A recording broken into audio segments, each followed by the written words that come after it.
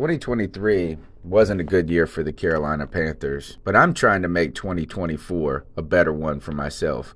Get started on your resolutions with Factor so you're ready for the new year. Factor's ready-to-eat meal delivery takes the stress out of meal planning and sets you up for success in the new year. Skip the grocery stores, prep work, and cooking fatigue. Instead, get chef-crafted, dietitian-approved meals delivered right to your door. With over 35 meals to choose from per week, including keto options, calorie smart, vegan plus veggie, and more, plus over 55 weekly add-ons, you'll have a ton of nutritious and flavorful options to kickstart your resolutions. Skip that overpriced takeout trap. Factor is cheaper and way more delicious than takeout. Get chef-crafted, restaurant-quality meals delivered right to your door, and they're ready to heat and eat in just 2 minutes, which means more time for you. Head to factormeals.com/C350 and use the promo code C350 to get 50% off. That's code C350 at factormeals.com/C350 to get 50% off.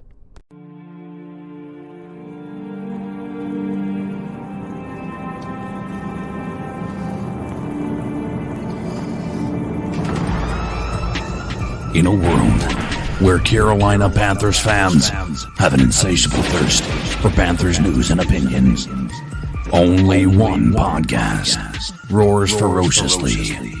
It's the C3 Panthers Podcast. Good day to you, fine scholars of the internet. We have a wonderful Debate My Take show for you today. We're two good friends with great hair, great attitudes, get down and dirty and fight it out over a series of topics that we hash out on the DM on Twitter just over the day. And we got a fun one today. We've got cool topics coming to you, folks, where I take on my arch rival today, Cody Lashney, back again for Debate My Take. Welcome, my good friend, my good foe. Tony, it's Wednesday. We spar on Wednesday. And I think we've gotten into a good rhythm, man. You know, sometimes you got to give a few to take a few to give a few. You know what I mean? But, yeah, listen, I love doing it. I love coming on here and showing off my debate skills and absolutely working you every single Wednesday. It's kind of become fun for me at this point. But, Tony Dunn, you're right. We have a tremendous lineup today. You see them on the screen here, and we're just going to jump right into it because this is the talk of the town. Odell Beckham Jr. has been told not to attend Browns practices anymore. And it really does seem as though there's two camps. So I wanted to ask this question today. Is Odell Beckham Jr. toxic? And Tony, I'm here to tell you that despite popular belief, he isn't. He isn't toxic. What you're seeing is Baker Mayfield is nowhere near the quarterback that Browns fans want him to be. And I'm sorry, but Odell's father is absolutely correct here. He is one of the better receivers in the NFL. He's always been a dynamic route runner. And the fact of the matter is Baker Mayfield is simply missing him. On top of that, Tony Dunn, Odell Beckham Jr. isn't doing what other receivers haven't done before and been successful with. Stephon Diggs was a part of the Minnesota Vikings. Apparently wasn't happy for whatever reason with the connection that he had with Kirk Cousins. And now look at him. He's with the Buffalo Bills, living his best life with Josh Allen, and he's dominating over there in the AFC East over with the Buffalo Bills. Odell Beckham Jr. has never been a locker room issue. Every receiver wants the ball in their hands, but you know what? If you had the kind of talent that Odell Beckham did, you would want the ball more too. Especially when your franchise quarterback is never looking your way, even on important plays that could decide the fate of the football game, Tony Dunn. Odell Beckham is misunderstood, and his talent is being underserviced by a subpar quarterback, Tony. The floor is now mine, folks. And toxic. Toxic is one of these, it's kind of a buzzy word on the internet, right, these days. I don't know if I'm going to go toxic here. Odell Beckham Jr. is toxic. I will definitely say whiny. I will say complainy. I will say diva-ish. And I will also say that your argument is flawed because it's living on reputation, homie, and reputation alone. He had 3 fantastically tremendous seasons coming out, but that and I went over the stats here yesterday. I heard my friend read them off on the radio. About 1,400, he was like a 1,300-yard receiver, 10, 11, 12 touchdowns in his first seasons, right? Those 3 seasons. And this was on 90 catches too. So it wasn't all just huge volume.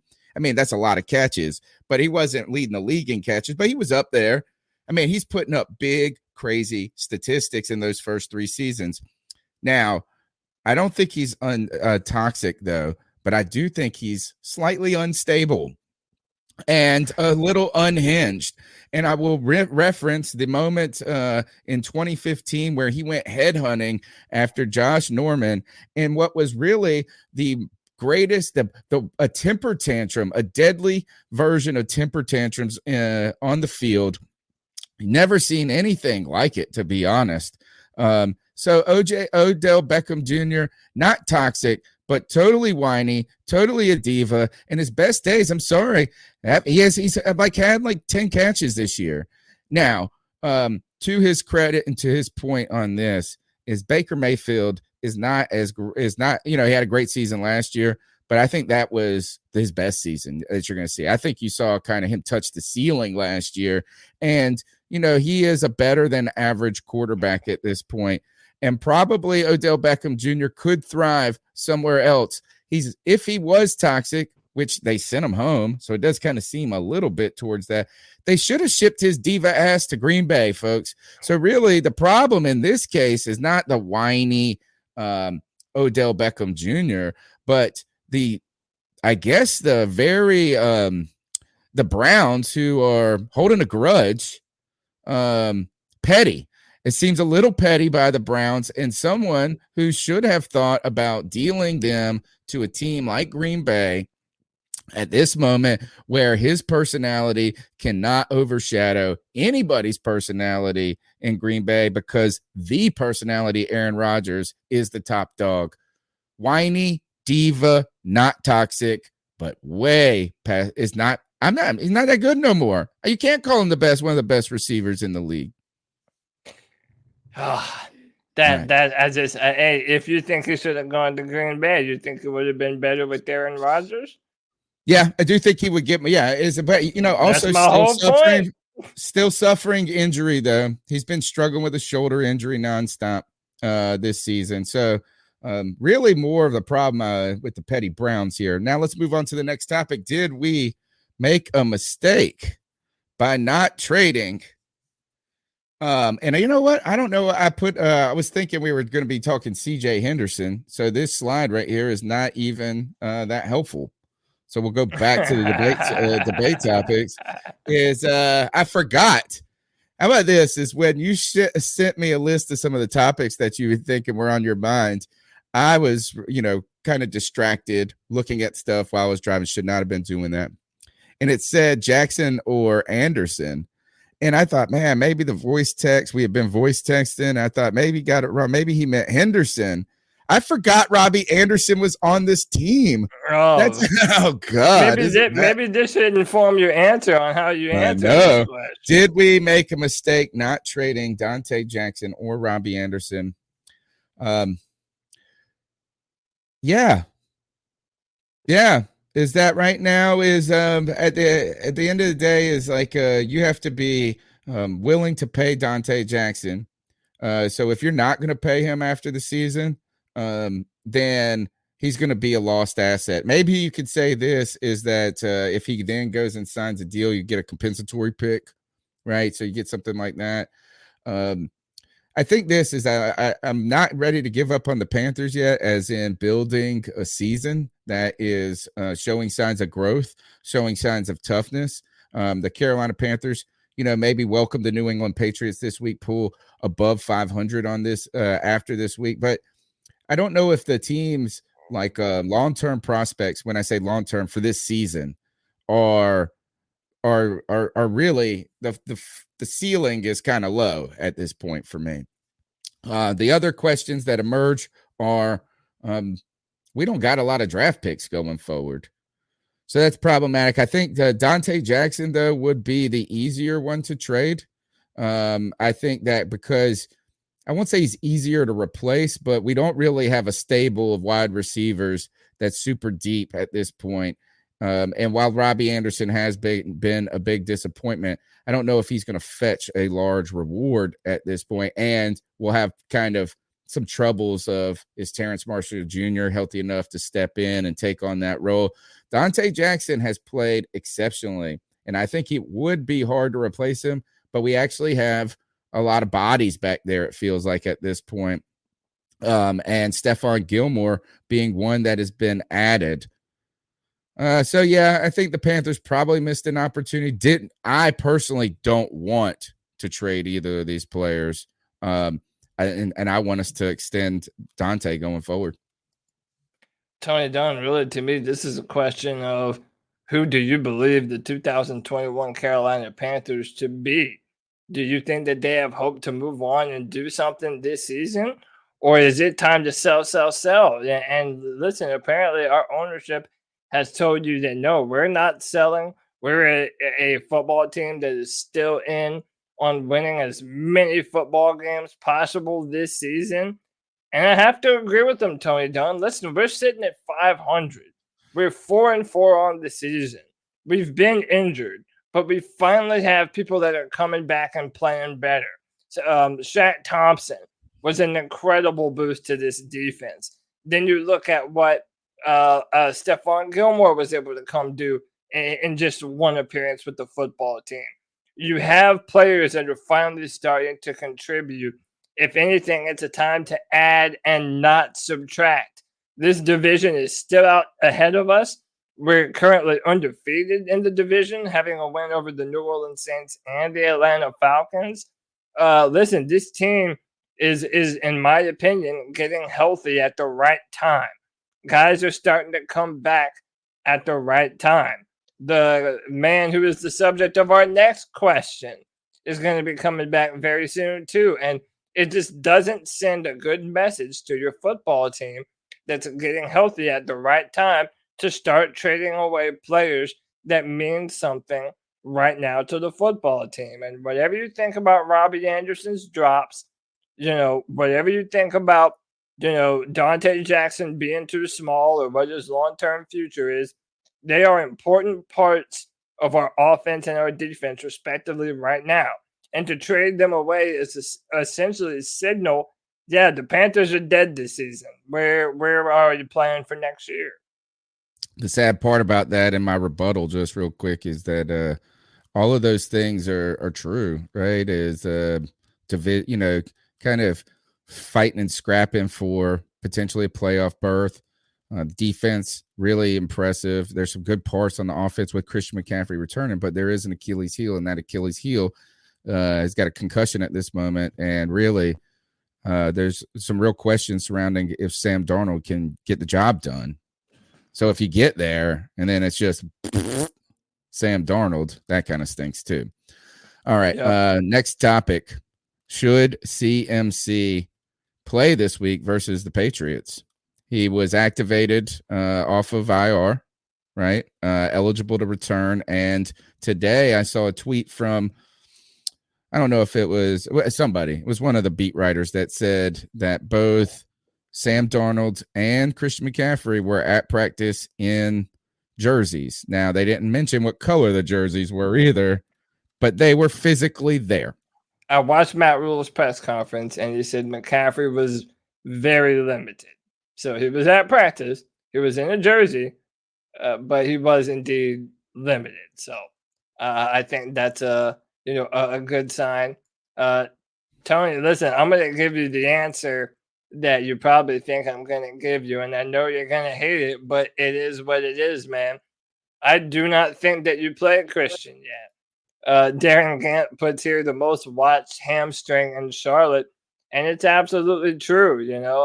Listen, I think going forward, we're going to need Christian down the road. We're going to need him to be healthy, and we're going to need him to be strong. I would rather wait one extra game and have him back and healthy and ready to go for the Arizona Cardinals, who are still one of the very best teams in football, then have him, rush him back against New England, risk further injury, and then not have him later on this year. I don't think that you play Christian right now. I think that we need to err on the side of caution and put Christian in an advantageous position to be able to succeed.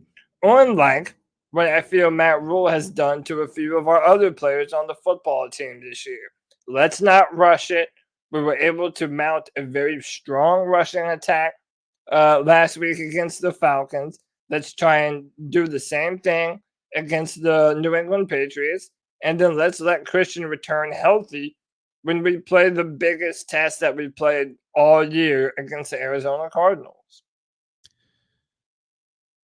If the answer is absolutely yes, we should play Christian McCaffrey, and we should play him like 100% of the damn snaps. No. And here it is. Here's why. Because if this damn hamstring is taking this long, if he is still not ready, and he's out there, look at that.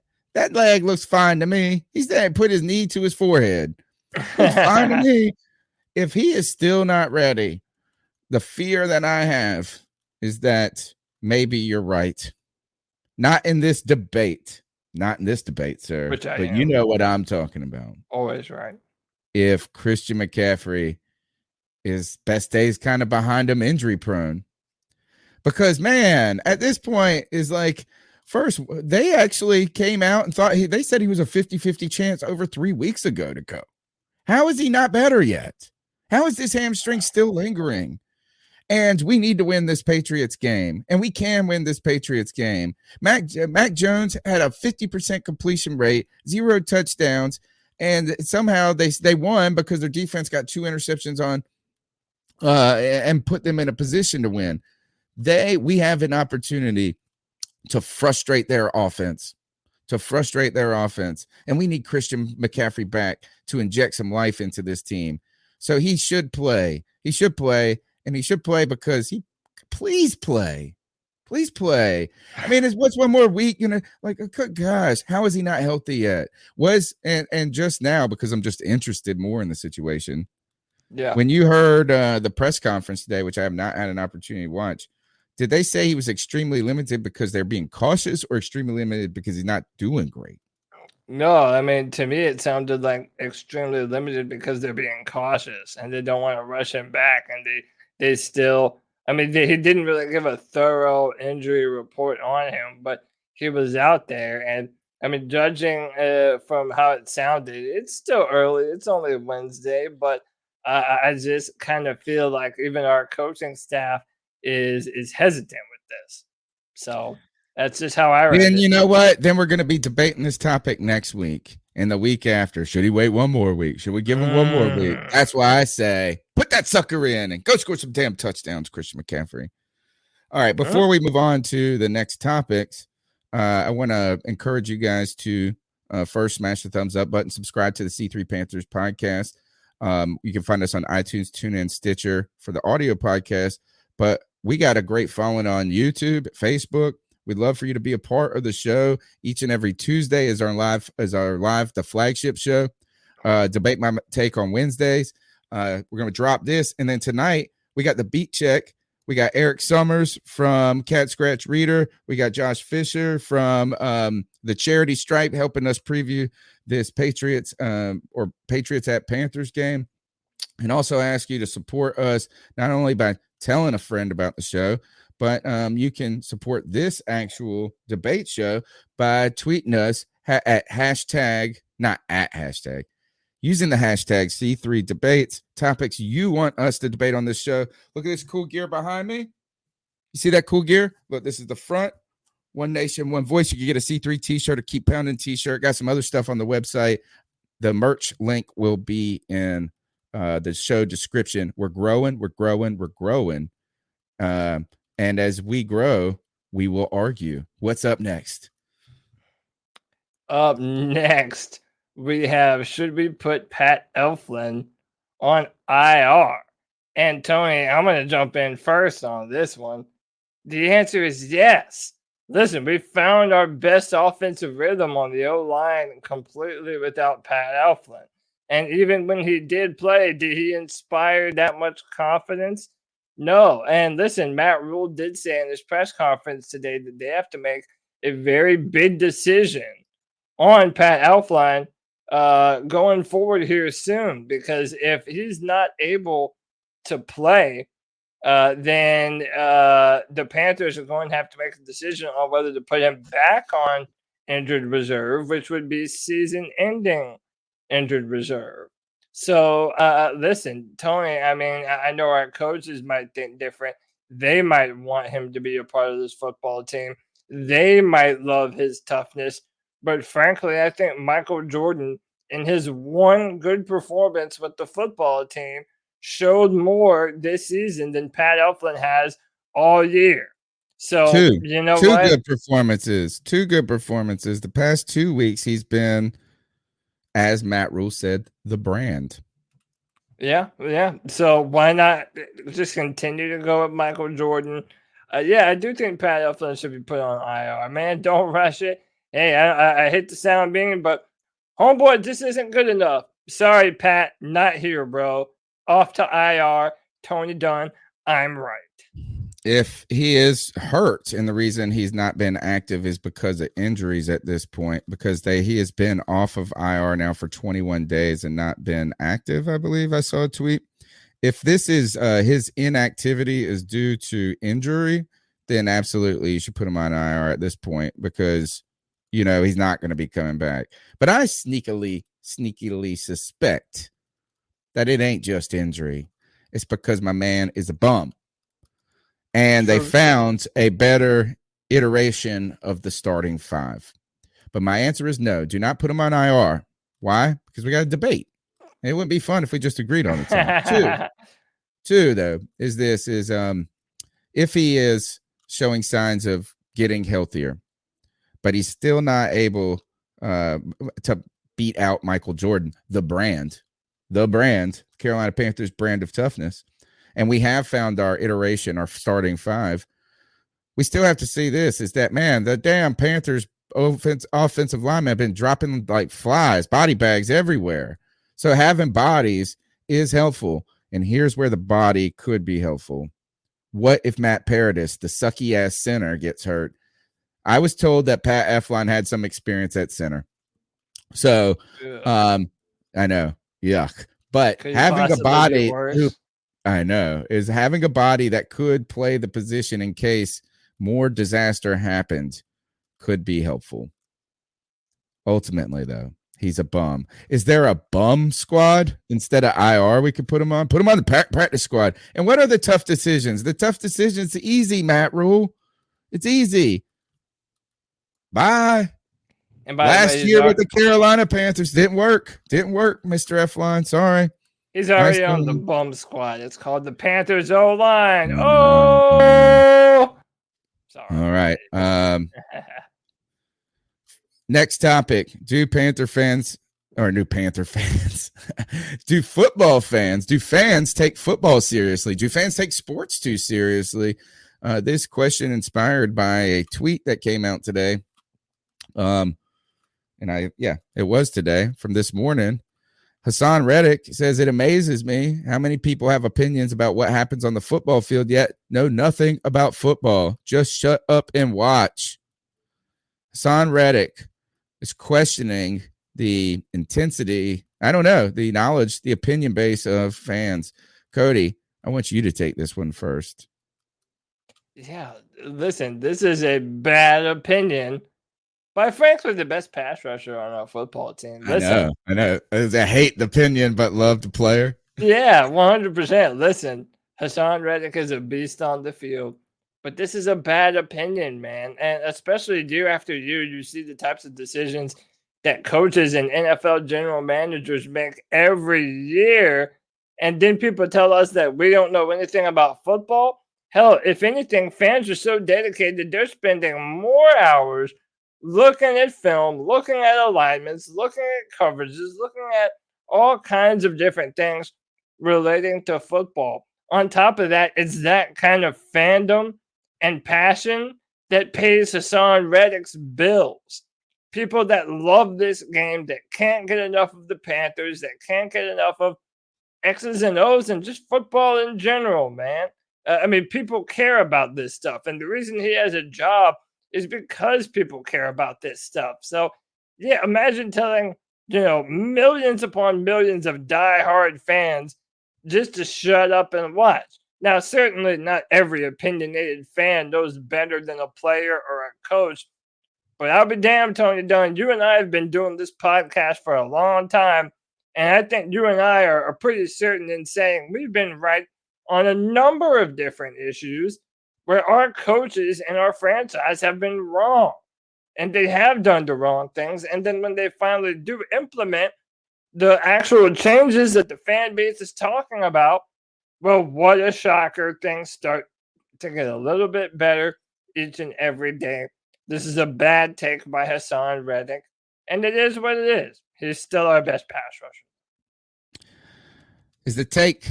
Do I disagree with the take that fans have too many opinions? Clearly, bad take. On top of that, interesting who it's coming from, to be honest. Like, who the hell's criticizing Hassan Reddick this year? I mean, like, if anything, he's like the untouchable dude. You want to be the sensitive guy, go check Robby Anderson's timeline, see how he feels about people's opinions. Yeah. But here, the question, though, was not whether or not this is a good take. The question is, do fans take football too seriously? And the answer is absolutely. Absolutely. And you're looking at two idiots right here that take it too seriously, that podcast like 4 nights a week. Now, you should be thanking fans for taking it too seriously, because if we all figure out like how much ridiculous time we spend with this game, how much ridiculous like attention we play to all of this, the energy, the money we spend, the investment. I mean, I spend money. Like, there, look at salesmen or all these fans that spend thousands and thousands of dollars, like the amount of food they eat and consume, the parties they have, the trips they take, and all of this to support these teams that at the moment, or a lot of times, are sucking, you know what? Good God, I would say this is, we're a bunch of giant fools for investing all that time and energy in this game. Now, if anything, the NFL would say, thank God y'all take it this seriously. Thank God you take it too seriously. Thank God you spend all day Sunday watching football instead of hanging out with your children, because that's what makes us rich. So, yes, do fans take football too seriously? Man, yeah, we do.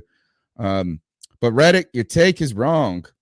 It's wrong because of this. Is all the things that Cody outlined about the take I agree with. But this would also be like saying, what if politicians told you to shut up and you don't know anything about it? You're just a citizen. Well, you're right. Yeah. You're right, homie. Like, I don't play football. Like, I'm not a professional football. But stop being so damn sensitive. You know what? Stop being so Super sensitive. Yeah. You make millions and you have a problem with the opinions of people online. The minion, it's like the peons. It's like imagine if like it would be like if Donald Trump's like bantering back and forth with some internet troll, which also would be himself. Yeah, which 100% would be something that he would do. Yeah, yeah. Bad take by Hassan, and also Tony. Okay, go ahead. Well, one other thing I was going to say is that we have been misled, I feel like, and I think that me doing this podcast for so long has been one of the things that's given me some insight into this. Another thing has been my studies in history and just kind of watching politics, is we've been misled, or we often believe that the people in power know what the fuck they're doing. Yeah, and we just believe because they're in a position of power, that they actually know what the hell they're doing. Well, it turns out they might have a little bit more access to information. Hopefully we're putting in smart, capable people into power. But it turns out, like, if you just go back and look at a lot of things in the world, that people are making big, important decisions off of very limited evidence, off of preconceived beliefs and aren't as capable as we think they are. I mean, look at how we got all duped into going to Iraq. I go and listen to this podcast. It's called Turning Point. It's about the relationship between George Bush and Tony Blair. I will say this is that George Bush has done more in the last 10 years to revitalize his image for me. Like, I love George Bush now. Like, he's my dude. Like, I would hang out with him. Let's not debate that. No, like, he actually is a good dude that cares about the country. But here's the thing is there were people around him that had interests that they were the questionable ones. On top of that, we based all of the intelligence of going into the Iraq war on one source named Curveball, who turned out to be a fraud. Like, and everybody was fooled. And the problem is that they were feeding misinformation. Like, the CIA is feeding misinformation to the president. Dick Cheney's over there yapping in his. Is like this, is that I thought that George Bush was the problem. Turns out he wasn't. But he made he was part of a decision-making process on very limited evidence. We just assumed because he had the power of the CIA behind him, he had all this information. No. Well, people pick and choose when they love the CIA. When their preferred political party is in power, then they love the CIA. But, when it was Bush, everybody was, talking about how the CIA was terrible. But now when it's, Biden and Obama, they believe that Russia stole the election. So it's like people pick and choose. I will disagree. I think Bush had when you're the president, you get to decide the people that are around you. You pick your cabinet. Dude, he has to take responsibility, man. I mean, I don't think he's blameless. I just don't feel like he's a villain. And you know what? I think he actually is kind of like genuinely all right. Like, and I think Obama's a good dude. Like, I don't think Trump was a good dude. Like, I don't think he's a good dude. Anyway, I don't think we're off of the. But here, look, you want another political example? Betsy DeVos. Just because she was the Secretary of Education, don't mean she knows shit about education. I don't like any of them. I think they're all crooks and liars. I got you.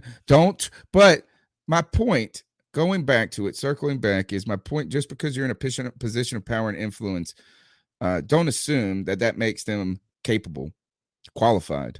And we've seen a bunch of nepotism in the NFL. We've seen a bunch of people put into positions that didn't know what they were doing. We've seen a bunch of people that are really terrible. And one other one is it Louis Riddick? Who's the guy that's on Monday Night Football? Louis Riddick. Yeah, everybody was telling me like how great of a GM he would have been, how smart. He's well-spoken. He is very well-spoken. He knows how to describe things very well.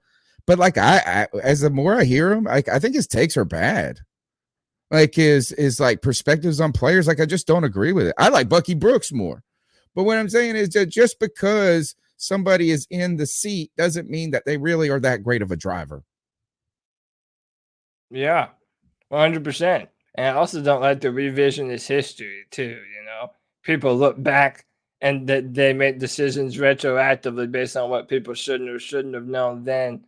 Yeah, I don't know. I like to look at things in context of the time, which is what I think we're about to do on this next question too. Speaking of villains, yeah, right. I wonder if I should have just put like greatest TV villain and then put like Sean Hannity up here. That would have been funny. Donald Trump, everyone called him a villain. He was on TV all the time. Rachel Maddow, TV villain. Yeah. All right. Debate My Take. You're listening to it, and we close the debate session each and every week with a non-football debate. We've had some fun ones in the past. This week is best TV villain. Would you like me to go first, sir? Sure. First, I would say this: just from it is our picture. The pictures on the screen are not our takes. Our positions do not have to be limited to these people. Right? Is that they like is that these are just some villains that came to mind. And as I was putting up these pictures and trying to cobble this together very quickly, what is very clear is that Breaking Bad has the most best TV villains on television, like from Tuco to Tuco's uncle, Salamango, right? To Gus Fring and Walter White being the villainest of villains on that show. They have the best litany of villains. I'm going to go with my man here, though, Marlowe. Right? And I'm in the Wire position right now. I'm going to say this is that I've been watching The Wire and another show with great villains. I would say number look, Avon Barksdale, Omar, by the way, rest in peace to Omar.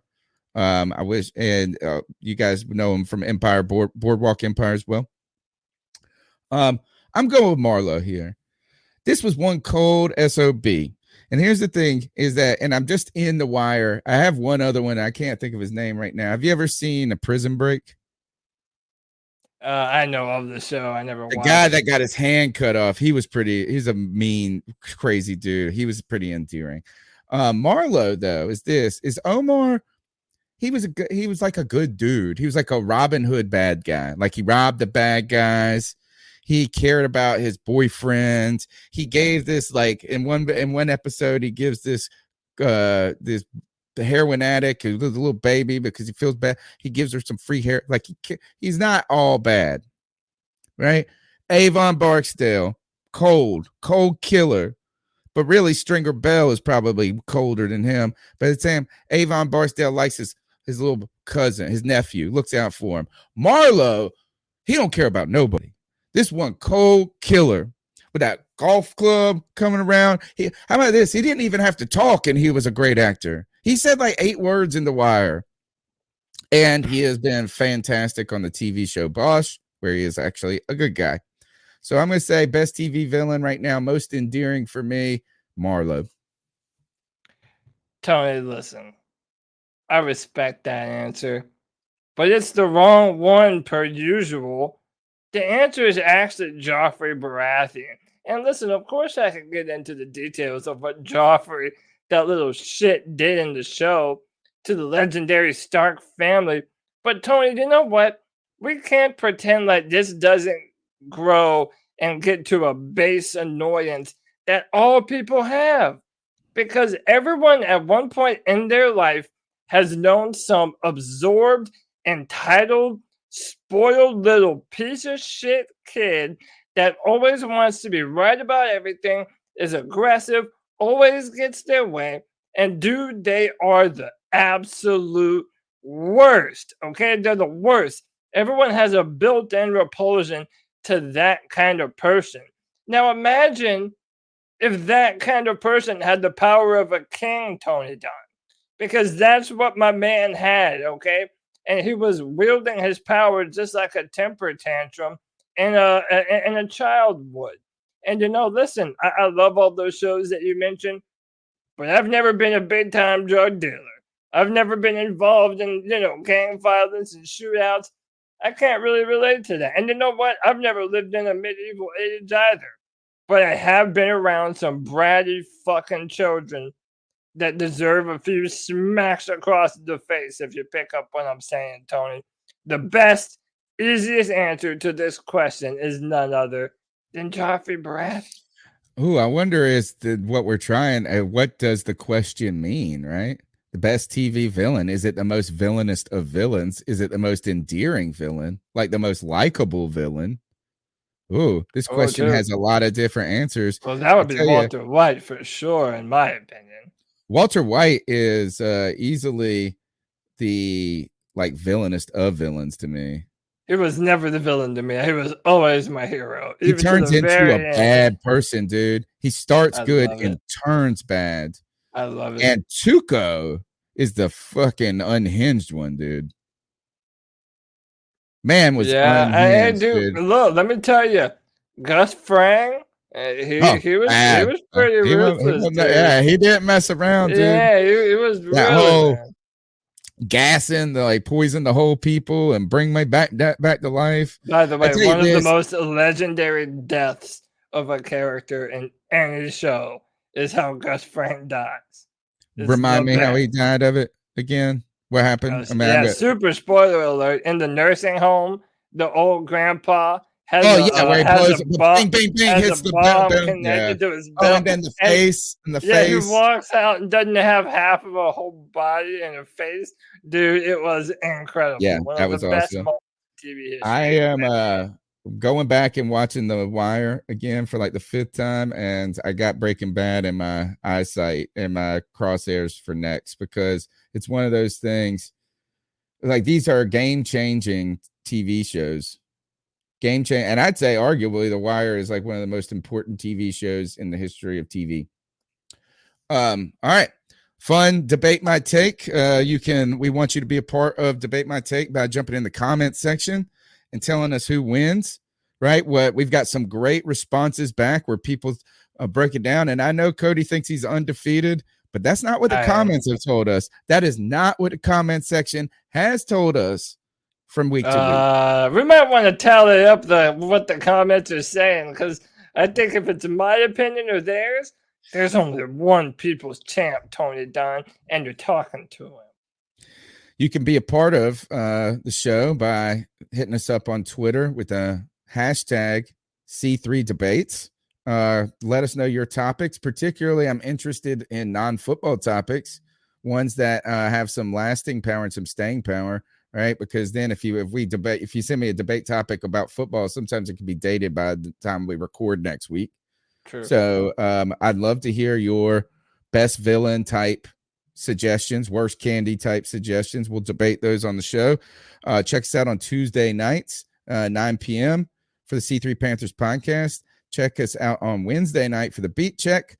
Friday night for the Friday Free-For-All. That's your show. You can come in and be a part of the Friday Free-For-All every Friday at 7. You'll be able to come out and hang out on the show yourself and talk football with me and the gang.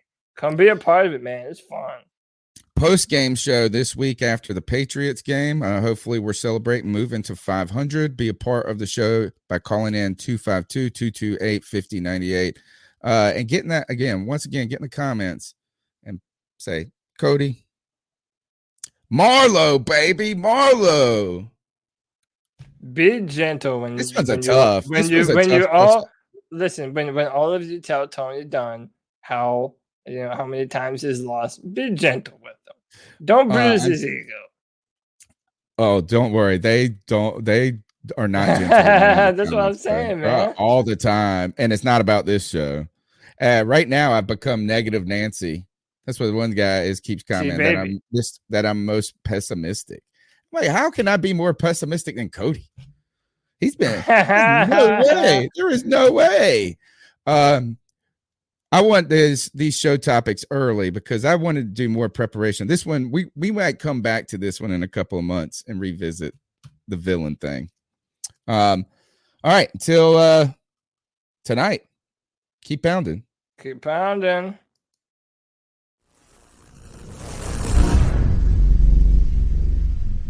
Find your next favorite podcast at advertisecast.com/explore. There you will find a list of some of the best and up-and-coming podcasts around, searchable by category. That's advertisecast.com/explore to find your new podcast obsession.